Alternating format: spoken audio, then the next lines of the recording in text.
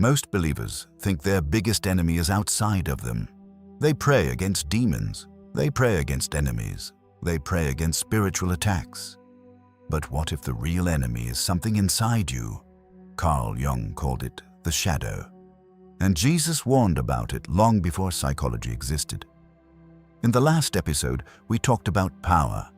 We discovered that real power is not explosiveness, it is not volume, it is regulation. Unregulated power destroys, regulated power inherits. But today, we go deeper. Because there is a reason most believers never step into real authority. It is not a lack of faith, it is a lack of integration. Carl Jung once made a terrifying observation. He said, "Until you make the unconscious conscious, it will direct your life, and you will call it fate." That single sentence explains why so many prayers feel unanswered, why so many painful patterns keep repeating. Because what you refuse to confront internally, you will project externally. Jesus addressed this mechanical reality long before modern psychology existed. He said, "First remove the plank from your own eye, and then you will see clearly." Most people read that as moral advice, a gentle instruction to be nice and stop judging others. It is not moral advice, it is perceptual mechanics. Let's slow this down. Jung introduced the concept of the shadow. The shadow is not evil. It is simply the part of yourself that you refuse to see. Your anger, your insecurity, your pride, your desperate need for approval, your jealousy, your hidden fear of insignificance.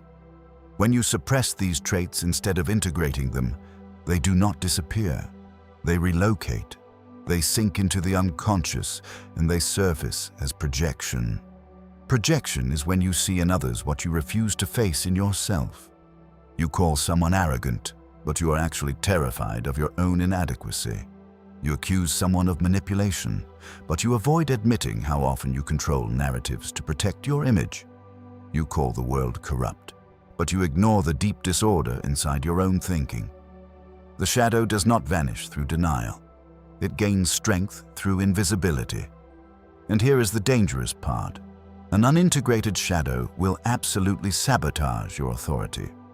You cannot inherit external territory while being ruled internally by impulses you refuse to name. What you refuse to integrate, you will project. That is the law. Now listen carefully. When Jesus said, "Why do you look at the speck in your brother's eye, but fail to notice the plank in your own?" He was not shaming people. He was describing cognitive distortion. The human brain has a mechanism called bias amplification. When we are emotionally triggered, our perception narrows. We exaggerate the flaws in others while completely minimizing our own inconsistencies. This is not spiritual language.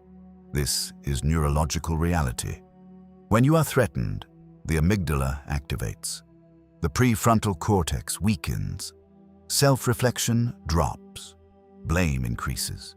Projection feels righteous, but it is blindness, and blindness cannot inherit anything. Here is the turning point, the uncomfortable truth most of us actively avoid.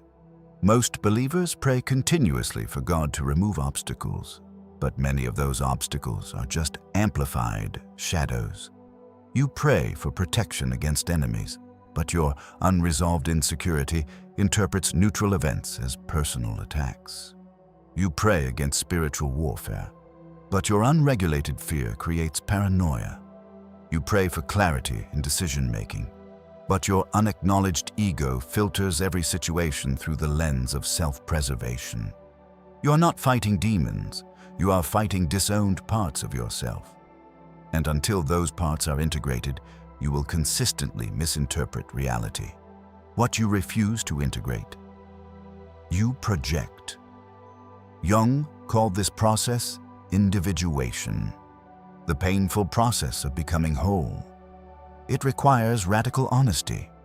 It requires the courage to look in the mirror and admit, I'm capable of the very thing I condemn. That is profoundly uncomfortable, but it is liberating. Because once you integrate your shadow, it stops controlling you from the dark. Now watch how this aligns perfectly with Jesus. He did not say, remove your plank and feel guilty. Remove your plank and hate yourself.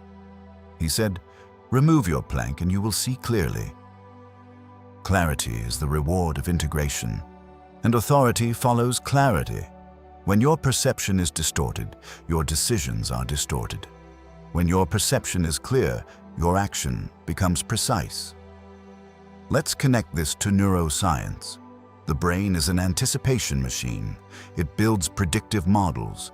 It constantly scans the world for patterns that confirm its internal narrative. If your internal, unintegrated narrative is, I am always overlooked, I am not respected, I am not safe, your brain will find evidence to support that narrative. Not because the evidence is true, but because the brain is primed to see it. This is called confirmation bias, and the shadow feeds on it. An insecure man sees disrespect everywhere. A fearful woman sees rejection everywhere. A prideful leader sees disloyalty everywhere. They are not seeing reality. They are seeing their own projection, and projection destroys discernment. Because true discernment requires internal order. Now look at Jesus again.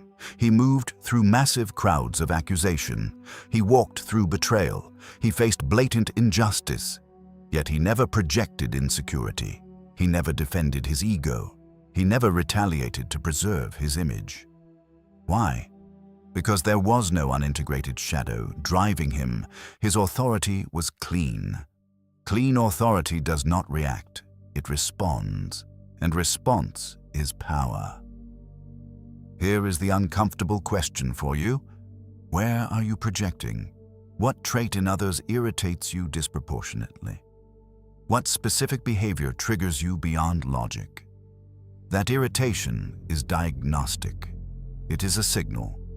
It is revealing the exact part of yourself that demands integration. Instead of attacking the mirror, study the reflection. Instead of rebuking the speck, examine the plank. Because the kingdom of God is within. That statement is not mystical poetry. It is structural mechanics. If the kingdom is within, then disorder within creates distortion without. You do not transform the world by force. You transform your perception. Transformed perception transforms behavior. Behavior transforms structure. Structure transforms territory. This is exactly how inheritance works. Unregulated power destroys. Regulated power inherits. But now we must add this. Unintegrated identity distorts. Integrated identity discerns, and discernment governs territory. Most believers want external authority without internal excavation, but excavation always precedes expansion. You cannot build a skyscraper on fractured ground. You must dig first. That digging is shadow work. And this is not secular therapy language. This is spiritual responsibility. When King David said, "Search me, O God, and know my heart. Test me and know my anxious thoughts," that is integration language. That is not a performance. That is exposure. Exposure leads to wholeness. Wholeness leads to clarity. Clarity leads to authority. And this is exactly why so many prayers feel unanswered. Because you are asking for expansion while violently resisting excavation. You're asking for visibility while avoiding vulnerability. You're asking for massive influence while rejecting introspection. The kingdom expands through integration, not through projection. What you refuse to integrate, you project. What you project, you empower. What you empower eventually governs you. Now imagine a leader who has actively integrated his shadow. He knows he is fully capable of arrogance, so he intentionally guards his humility. He knows he is highly capable of destructive anger, so he rigorously regulates his tone. He knows he is capable of manipulation, so he chooses to speak transparently. That kind of leader possesses terrifying stability, because he cannot be easily triggered, and the person who cannot be triggered cannot be controlled. That is what real authority looks like. So here is your discipline for the week. When you feel that sudden flash of irritation, pause. Instead of asking, "Why are they like that?" ask yourself, "What is this revealing about me?" When you feel intense, disproportionate judgment towards someone, do not suppress it. Investigate it. That is integration.